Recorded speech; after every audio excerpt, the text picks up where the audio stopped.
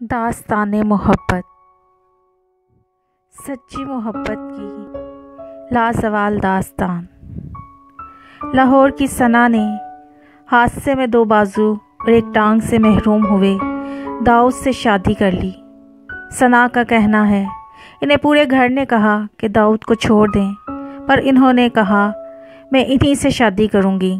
वो अपने शोहर के दोनों बाजू बन गईं। अल्लाह ताला दोनों की ज़िंदगी में आसानियाँ अता फरमाए, आमीन। तू मेरी वफ़ा का अरूज है, मेरा इश्क तुझ पे तमाम शुद्ध। सीएम पंजाब सरदार उस्मान बुज़दार ने दोनों बाजू और टांग से माजूर दाऊद सिद्दीक के लिए माली इमदाद का ऐलान कर दिया। पंजाब हुकूमत दाऊद और सना को घर फराहम करेगी। वज़ीर आला पंजाब ने अपनी जेब से दाऊद को 50,000 दिए और हुकूमत की तरफ से 1 अदद घर माहाना राशन और बैतुल माल को ऑर्डर कर दिया गया है कि जितनी जल्दी हो सके दाऊद को टांग और बाजू लगवाए जाएं।